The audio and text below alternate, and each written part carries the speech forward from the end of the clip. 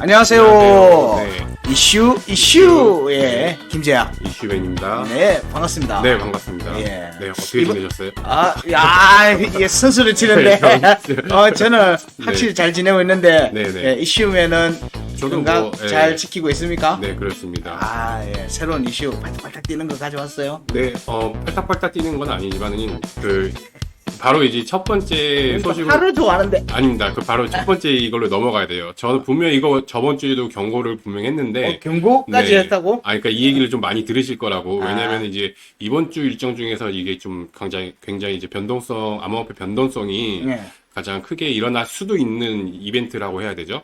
이제 FOMC 회의의 금리 결정이 이제 넘어가는 목요일 새벽 3시에 이제 발표가 되고, 그렇죠. 예, 그 뒤로 이제 또 파월 의장의 연설이 있을 건데, 여기 보시면 아시겠지만 이제 그 시카고 선물거래위원회에서 그 페드워치로 표시된 지표죠. 네. 이제 99%가 이제 이번 달에는 이제 금리가 동결될 거라고 이렇게 예상을 하고 있습니다. 그렇죠. 네. 이렇게 되면은 그냥 동결이라고 딱 봐야 되긴 하는데, 네. 네. 근데 이제 또 그 뒤에 또 상황이 또 중요해요. 왜냐면 이제 파월 의장 같은 경우에는 지금까지는 뭐 이제 크게 뭐 임팩트가 없는 그런 뭐 정석적인 그런 발언을 했지만 이제 가끔씩 공식적으로 나온 문서나 아니면 지표를 상관없이 이제 전혀 다른 얘기를 하는 경우가 가끔씩 있어서 좀 그때는 좀 시장에 충격을 준 경우가 있었거든요. 그렇죠. 네, 이 부분에 대해서는 어떻게 생각하세요? 이게 지금 일단은 금리는 많은 분석가들이 대부분 다 지금 일단 동결적으로 이번 달에, 봐요. 네. 그리고 11월 달에 동결을 할 것인지. 근데 지금 11월 달이라고 말씀하셨잖아요. 예. 그러니까 이게 중요한 게 10월 달에는 이제 그 금리 그렇죠. 결정이 없죠. 예. 그러면은 내일 새벽에 결정되는 금리가 2달간은 이제 지속되고, 네, 11월 달에 이제 그게 이제 한 달을 더 묵혀가지고 이제 결과가 발표될 수 있다는 점이 좀 주목할 필요가 있는 것 같아요. 이게 사실상 이제 행정부적인 측면이나 재무부적인 측면으로 보면 사실 금리를 올리면 지금 미국 측에서 데미지가 좀 있다 보니까 네네. 어쨌든 금리의 동결적인 측면 그리고 또 내년에 또 대선이 있기 때문에 그렇죠. 네. 이런 부분들을 염두를 안 할 수가 없거든요. 그래서 내년은 금리 인하 쪽으로 보는 지금 내용들이 많아서 그럼 최종적으로 금리 인하를 할 수 있는 타이밍이 사실은 이번 달 혹은 11월 달인데 이번 달은 금리 인상. 그렇죠. 네네네. 금리 인상에 대한 부분에 그래 봐야 뭐 한 25bp 정도가 될 것 같은데 최소죠, 그게. 예. 예. 이 지금 현재 시점은 일단은 동결적으로 많이 보고 있고요. 근데 이 뉘앙스는 사실 잭슨 홀 때 네네. 이미 그런 뉘앙스를 보여줬어요. 보여줬는데 지금 이제 이번 여름 7월 달 전까지만 하더라도 유가가 안정적인 모습을 보이고 있는데 그렇죠. 근데 좀 변수가 생겼죠. 지금 이제 네. 여름 지나면서 사우디나 러시아 측에서 이제 배를 이제 원유에 대한 생산을 네네. 커트를 낮춰버리는 모습이 되고 이걸 또 연말까지 이어가겠다라고 하는 모습이 나오면서 이게 지금 계속 고공행진을 하면서 90달러 근처 왔다 갔다 하고 있는 상태니까 그게 물가에도 엄청난 영향을 미치는 부분이 있으니까 이게 아무래도. 그 분석에 의하면 한 60에서 70달러 구간에 있을 때는 네. 데미지가 크게 없는데 이게 흡수가 가능한 수준이라고 보는데 이게 80달러, 70에서 80달러 구간에 지속이 되면 이게 이제 인플레에 직접적인 영향을 네네. 꼭 크게 준다고 하더라고요. 이런 부분들 때문에 사실은 이제 인플레이션의 꺾여가는 부분으로 보고 있었는데 얘가 올라오면서 지금 변수가 변수가 네. 생긴 거거든요. 그래서 이런 에너지 부분에 대해서 이전에는 계속 러시아 탓을 하면서 사실 네네. 좀 이렇게 애써 외면하는 부분들이 있었는데 이 부분에 대한 이제 인플레이션이 이로 인해서 또 고차가 될 수 있는 요소가 있다는 부분들에 대한 얘기들이 아마도 이제 연설 때 네. 기자회견 때 얘기를 그때 무슨 하면서 얘기가 나오는지 봐야 될것 이런 같아요. 부분들에 대해서 네. 시장에서 너무 안일하게 생각하지 마라라고 하는 정도의 메시지가 나오지 않겠는가. 네네. 뭐 그런 정도는 좀 생각을 해보고는 있어요. 네. 그래도 이제 전체 큰 틀은 바뀌진 않을 것 같아요. 네, 암호화폐 시장에서 뭐 유가 얘기가 왜 나오냐고 지금 의심하는 분들도 있겠지만은 어쨌든 새벽 3시에 이제 결과가 발표되고 의장 연설 내용에 따라 가지고 그때는 진짜 암호화폐가 엄청 변동성이 심할 때는 또 엄청 변동성이 그렇죠. 심하거든요. 지금 다 지금 바짝 엎드려 있는데 네네. 사실 이제 바짝 엎드려 있다는 것만 보면 다 똑같아요. 네. 금리도 마찬가지로 다 똑같은데. 하지만 튀는 정도가 다르죠. 그렇죠. 그럼 네. 지금 정씨는 담벼락을 넘어서기 위해서 목을 이만큼 걸어놓고 있는 모습이고, 이 표현이 예, 네. 비트코인은 저 담벼락을 띄어서 잡으려고 밑에서 팔짝팔짝 뛰고 있는 상태고, 네네. 예, 그 금리나 채권 같은 경우에는 지금 이제 거기에서 턱걸이 하듯이 올라가려고 네네. 왔다 갔다 하는 모습 이런 정도라서 이게 변동에 따라서 얘가 뭐 금리가 이렇게 확 떨어지는 그러니까 달러 인덱스에서의 그리고 뭐 국채에서 이렇게 지금 급락이 나올지 뭐 이런 부분도 가고 증시나 이런 위험 자산들에서 좀 랠리가 시작될지 여부가 이제 결정되는 이제 중요한, 예, 네. 딱 중요한 시기죠. 큰 턴어라운드, 이 네. 변곡의 시간을 지금 우리는 지금 지나고 있는 겁니다. 네, 내일 새벽 3시입니다. 네. 네. 그러면 뭐 실시간으로 모니터링 같은 거 해주시나요? 자야죠. 알겠습니다. 네. 잠 안 돼? 그거는 일단은 나중에 다시 얘기하시고. 일단 최대한 개겨보겠지만은 잠이 오면 어쩔 수 없이 자겠습니다. 알겠습니다. 네. 제 두 번째 소식인데요. 뉴욕 금융서비스국이란 그 기관이 있습니다. 여기가 좀, 저희가 항상 SEC만은 강조하는데, 여기도 지금 만만치 않게 암호화폐에 엄청 좀 안 좋은 제재를 가하기로 유명한 곳인데요. 그렇죠. 어쨌든 근데 뉴욕주에서 암호화폐 사업을 하려면은 이쪽에서 정한 이제 그린 리스트라는 그 목록들이 있습니다.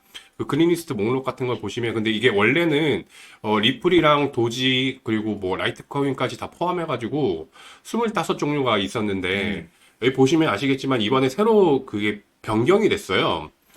이게 근데 비트코인이나 이더리움은 뭐 저건 뭐 거의 상수라고 보시듯이 예 당연히 있는 거지만 나머지 이제 코인들이 전부 다 스테이블 쪽이거든요. 네, 그래서 이거를 저 같은 경우에는 어떻게 해석을 하냐면은 지금 얘네들은 어쨌든 관리 감독을 해야 되는 상황에서 뭐 어떤 알트가 여기저기 또 국적도 불명한 그런 경우도 있고 이런데 신경 쓰기보다는 먼저 스테이블 쪽에 지금 기강을 확 잡아가지고 여기서부터 시작을 하겠다 그런 식으로 해석을 하고 있거든요. 그렇게도 볼 수 있는데 그리고 이게 여기 보시면 뉴욕이라는 측면도 좀 네, 고려를 뉴욕도 해봐야 있고요. 네. 그리고 여기 보시면 아시겠지, 목록을 보시면은 흥미로운 게 서클에 USDC가 없어요. 근데 서클 USDC 같은 경우에는 얘네 뉴욕 금융서비스국이랑 좀 연관이 있는 좀 그런 사연이 있는 있는 프로젝트인데, 둘 다 코인베이스와 둘 다 이제 벌금을 맞은 경우가 있거든요. 그렇죠. 그것만 봐도 좀 기강을 좀 먼저 이제 주도권을 잡으려는 움직임이지 않을까, 그렇게 생각이 듭니다. USDT도 없네요. USDT도 없고요. 네. 네. 그리고 바이낸스 USD, 바이낸스 스테이블 코인이죠. BUSD도 얘네들이 발행을 정지하라고 명령을 내린 그런 곳이거든요. 이게 뉴욕 저기 법무부가 2017년도부터 USDT하고 스테이블 코인 두둑이 잡던 데입니다. 네, 네, 맞습니다. 그래서 이제 어쨌든 이런 기관들은 지금 이걸 보면은 좀 추측을 할 수 있는 게 알트코인 같은 경우 이제 지금 당장은 좀 뒤로 약간 밀어두고 그리고 이제 이런 기관들이나 아니면은 지금 새로 뭐 미카법이든 아니면 미국에서 만들어지고 있는 법안 같은 것들도 전부 다 스테이블 코인에 관한 내용들이 거의 보통 주를 이루고 있잖아요. 그렇죠. 그렇기 때문에 이제 어떤 법제화나 규제화 속에서 첫 어떤 암호화폐 섹터가 이제 관심이 된다 그러면 어쨌든 스테이블 코인이 되지 않을까 하는 그런 생각이 듭니다. 예, 이게 일반적으로 우리는 이제 트레이딩을 많이 하고 그렇죠. 하다 보니까 알트코인들에 익숙하고 변동성을 이런 부분이 그렇죠. 기대를 하고 있는데 이게 네. 비즈니스라고 하는 측면에서 일반 이전에 암호화폐를 처음 접하게 되는 많은 경우에는 지금 페이팔에서 네.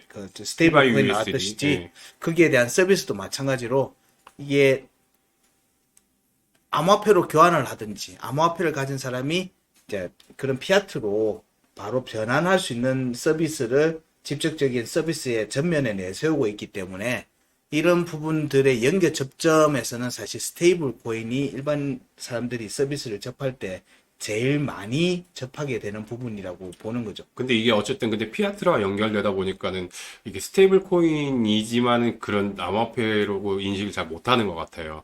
근데 기관 측에서는 그게 아니거든요. 이 스테이블 코인 가지고 엄청나게 많은 사업들을 할 수 있고 그걸로 또 이득도 취할 수 있는 그런 부분들이라서 네, 이게 인식이 좀 다른 것 같습니다. 그렇죠. 이게 뭐 이제 뉴욕 쪽에서 이게 뭐 사법부 관련돼 있는 부분들에서는 사실 지금 뉴욕 쪽에서 진행되는 게 거의 뭐 총대를 메고 지금 가고 있는 맞습니다. 모습을 네네. 보이고 있어서 저게 미국의 사법부의 많은 부분들의 의사가 표현이 돼 있는 게 아닌가 뭐 그런 부분들로 거의 뭐 선봉대장이라고 보시면 될 것 같아요. 네, SEC, 그렇게는 SEC랑 보고 쌍두마차죠, 뭐. 저기에도 네. 일단은 페이팔 달러인 PYUSD가 항상 들어가 있다는 거, 이 나온 지 얼마 안 됐다는 그렇죠. 걸 본다면은 얘들의 조금 약진을 좀 기대하면서 보도 되지 않겠나 생각이 듭니다. 네, 어쨌든 저기서 원래는 있었는데 이제 그 삭제된 대표적인 코인들이 이제 도지랑 리플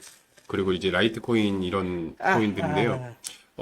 다시 이제 저희 등록되려면은 서면 절차를 인가를 다시 받아야 되는 그런 상황이라는 점을 말씀드리고, 예, 근데 그 주체가 없는데. 그게 좀 애매하다는 거예요. 그렇죠. 그래서 관리하기도 좀, 음. 리플 같은 경우는 XRP 같은 경우는 리플사가 있는데, 예. 도지는 좀 애매하거든요. 그렇죠. 뭐 라이트 트위터 코인도 상에 뭐 있고, 도지 디자이너만 있고, 네. 재단은 있지만 거기에 대한 전체 컨트롤은 재단 자체가 하는 게 아니라 탈중앙화가 진행되고 맞습니다. 있는 부분들이 있어서 이게 기존에 있는 법령하고 어떻게 맞아질지 막 하여튼 그런 부분들 때문에 사실은 또 배제된 걸 수도 있어요. 네, 맞습니다. 네, 다음 소식은요. 네. 이게 지금 최근에 지금 뭐 이슈가 좀 되고 있어요. 이게 야후 홍콩 그 포털 사이트에 이제 연일 검색어 1위라고 하는데 홍콩에 이제 JPX라는 거래소가 있어요. 예. 근데 이게 사건이 발단이 어떻게 됐냐면은 저번 13일 날 홍콩 증권선물감독위원회가 JPX라는 거래소가 있는데 우리 얘네들 인가해준 적도 없고 준 적도 없고 허가해준 적도 없다. 근데 지금 얘네 운영하고 있다. 그렇게 돼서 이제 경찰 당국이 이제 수사에 나섰거든요. 네.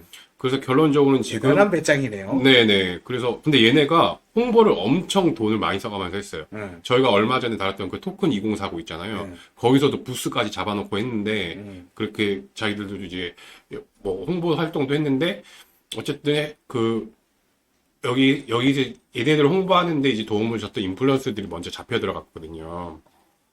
그리고 나서 이제 관계자들이 그 부스도 다 이제 텅텅 비었고 관계자들이 다 잠적을 했는데 이게 지금 경찰 수사가 진행되고 나서 출금을 일단은 1000 USDT로 제한을 했어요. 근데 웃긴 게 수수료가 999 USDT예요. 그러니까 출금하지 말라는 거죠. 출금이 안 된다는 거죠. 그래서 이제 지금 계속 그 관련 소식이 올라오고 있는데 지금까지 밝혀진 피해액이 그러니까 12억 홍콩 달러, 우리나라 돈으로 한 2028억 정도 된다고 해요. 괜찮네요. 네, 만만치 않은데 여기에 대해서는 지금 그러니까 어쨌든 이거는 뭐 해킹당한 것도 아니고 그럼 일단 그러니까 뭐 인가되지 않는 거래소 운영하다가 적발된 거기 때문에 여기에 대해서는 그러니까 무슨 뭐 시장에 무슨 영향을 미칠 것이다 그런 건 절대 아닌 것 같고 이게 네. 그렇다면은 저게 중국 베이스에서 하는 건데 저렇게 무허가로 아예 배째라고 가기보다는 아마 이렇게 허가를 득하는 과정이었을 거니까 네네. 예, 대부분 우리가 지금 저번에도 했던 해시기처럼 네. 이렇게 허가를 받아가는 과정에서 일단 공격적인 마케팅을 했었는데 이게 결과적으로는 허가를 받지 못하면서 무면허 거래소로 뭐 낙인이 찍히는 모습이다. 뭐 이렇게도 해석을 해볼 수도 있는 겁니다. 네, 맞습니다. 근데 문제는 이 거래소가 이제 그 어떤 거래가 일어날 때 받는 이제 높은 수수료를 책정을 하면서 그게 이제 레퍼럴 쪽으로 이제 홍보를 했거든요. 네. 그렇기 때문에 인플루언서들이 특히 이제 많이 홍보를 해줬는데 정작 잡혀간 거는 인플루언서들이고 지금 핵심 관계자들은 지금 뭐 싱가포르든 어디 해외 쪽에 있어서 체포하는데 지금까지는 좀 어려움이 있다고 합니다. 저렇게 나가서 이렇게 뒤에 백 금액이 나가는 정도였으면 사실은 현물보다는 선물 거래가 그렇죠. 많았다는 아무래도 얘기겠네요. 레퍼럴 쪽은 네, 그렇다고 하는데 근데 제가 또 생각을 한 게 이런 그러니까 JPX뿐만이 아니라 일단은 유명 인플루언서들이 홍보하는 거래소나 아니면은 뭐 어떤 프로젝트, 암호화폐 프로젝트 같은 경우는 좀 지금 상황에서 봤을 땐 좀 의심을 좀 해야 될 것 같아요. 그래요? 네네. 저 쓰는 비트겟은 메시가 하고 있는데. 그 메시는 좀 클래스가 다르죠. 아, 그러니까 메시는 이제 그러니까 공식적인 이제 광고 모델인데 그냥 근데 뭐 그냥 인플루언서라는 그 또 기준 자체도 애매하고 그리고 이제 레퍼럴 쪽으로 어떤 뒷광고 뭐 이런 식으로 이건 좀 오버하는 걸 수도 있겠지만은 실제로 근데 그런 사례들이 많이 있었잖아요. 근데 이거는 이제 좀 그 방송을 들으시는 분도 그렇고 이 우리가 흔히 말하는 선물 거래소라고 하면서 이제 선물이라고 하는 부분들은 청산이라고 하는 과정들이 여러 가지가 있습니다. 이 청산이라는 과정에서 그 짧게 설명해 주실 거죠? 뭐 옵션이 만기가 되고 그 선물의 기간이 만료가 되면은 해당 그 계약에 대해서 현물을 받는 게 기본적인 선물의 기본 관점이에요. 근데 우리가 흔히 암호화폐 거래소에서의 선물이라고 하는 부분들은 선물 옵션 상품이 있고요. 그게 아닌 그냥 일반적인 선물은 그냥 무기한 마진이에요, 마진. 마진은 실제 거래가 일어나지 않고 장부상의 거래를 기초해서 진행되는 거기 때문에 베팅이거든요. 일종의 베팅의 행위입니다. 나는 투자한다고 생각을 하지만 사실은 투자로서의 관점이라기보다는 베팅의 관점이 큰 겁니다. 그래서 현물로 수취하지도 않고 기간이 지났을 때 선물은 현물로 수취하는 걸 전제하는 상품을 선물이라고 하는 거예요. 그래서 이렇게 좀 전에 또 문제가 됐던 부분들도 사실은 그런 뒤에 대한 부분들 준비가 안 돼 있는 상태나 혹은 장부 거래에만 전부 다 의존했다든가. 네, 뭐 이런 장부 거래 자체가 좀 그리고 대부분 다 그렇게 가는 거예요. 지금 우리가 알고 있는 많은 거래소들이 이게 출금 문제가 일어나는 가장 큰 이유가 실질적인 그 오프에서도 할 수 있게끔 현물로 받쳐진 어느 정도 확보된 상태에서 거래가 일어나야 되기 때문에 그래서 이제 법적인 부분들의 요소들을 갖춰 나가는 부분들인데 그런 거 없이 그냥 바로 오픈해서 뭐 인플루언서를 통해서 뭐 피를 많이 준다 이렇게 하는 거는 사실은 그 베팅 사이트다. 그걸 알고 하시는 거 모르고 하시는 거 이 차이를 좀 명확하게 이해를 하시면서 접근하시면 될 듯 합니다. 네, 그리고 개인적으로는 지금 소매 거래가 일어난 지 얼마 안 되는 상태에서 이런 사건이 발생했잖아요. 네. 그리고 저희가 다룬 적도 있지만은 홍콩의 이런 친암호화폐 정책이 얼마나 지속될지 모르겠다고 이제 비탈리 부테린이 얘기를 했었는데 또 거기 의원이 우리는 안전하다. 우리 암호화폐 정책은 그런 걸 생각하면은 얘네는 좀 심하게 두들겨 맞지 않을까. 본보기로 그냥 그렇게 삼을 수도 있을 것 같다는 생각이 그렇죠. 갑자기 드네요. 네. 뭐 어쨌든 해외 쪽에 우리 국내 사용자들도 해외 거래소들을 활용하는 데 있어 가지고 일단 현물 거래소냐, 현물 베이스로 진행하는 거래소냐, 아니면은 선물만 하는 거래소냐 이런 부분들에 대해서도 조금 확인을 해보시고 접근을 하시는 이렇게 하는 부분들이 좀 필요하다고 봅니다. 무조건 인플루언서나 아니면은 자기가 가입해 있는 어떤 추천을 받아서 하는 것보다는 그런 부분을 좀 파악하는 게 필요할 것 같습니다. 네. 그래서 오늘 제가 준비한 소식은 여기까지고요. 아, 그래요? 근데 이사님이 매일 소식을 너무 많이 준비를 해주셔가지고. 요즘에 좀 이 내용을 바꾸다 보니까 뉴스를 많이 접하게 돼서 그래가지고 좀 이슈맨이 저보다 지금 싱싱하지가 못합니다. 갖고 올 수가 없어요 지금. 그나마 좀 뒷전에서 뽑은 건데 그래도 지지 않고 또 다음 주에 또 뭐가 있는지 좀 살펴보도록 하겠습니다. 이슈맨. 알겠습니다. 싱싱한 걸로 부탁합니다. 좀 뉴스를 좀 줄이세요 그러면 아침에. 네. 알겠습니다. 네네. 알겠습니다. 그리고 이 부분 같은 경우에는 지금 계속 뉴스가 나오고 있기 때문에 뭔가 좀 추가적으로 아니면은 좀 자세하게 알 필요가 있는지 제가 좀 검토를 해가지고 이슈 정감에도 한번 쓸 수 있으면은 뭐 확정되진 않았지만은 한번 그런 쪽으로도 생각을 해보고 있습니다. 여기에 뭐 혹시나 자료 찾아보시다가 국내에 또 피해자가 혹시 있거나 이런 부분들도 한번 보시고 이런 부분들이 피해자가 만약 있다면 어떻게 또 구제를 받을 수 있는 이런 방법들도 있는지도 네네. 한번 또 점검해서 공유해 주시면 아마 도움이 많이 되실 거로 봅니다. 알겠습니다. 네. 자, 그러면은 저희가 준비한 소중이는 여기까지입니다. 아유. 자, 오늘 이슈에 대한 부분들에서는 이슈민이 준비하신 게 일단 FOMC 금리 관련돼 있는 부분들하고 예, 그린 리스트, 예, 뉴욕 네, 뉴욕 뉴욕 금융관리위원회 금융당국에서 진행하는 그린 리스트에 대한 거 그리고 JPEX라고 해야 되나? JPX인지 뭔지 예, 네. 뭐 JPEX, JPEX겠네요. 네네. 예, 여기서 지금 이제 선물 거래소, 무허가 거래소에 관련된 내용으로 이렇게 전달해 드렸어요. 다음 주도 예, 싱싱한 걸로 알겠습니다. 예, 꼭 부탁드려요. 네. 예. 네, 다음 주 이슈에서도 예, 좀 더 예, 싱싱하고 예, 좋은 뉴스로 또 뵙도록 하겠습니다. 네. 네, 고맙습니다. 감사합니다.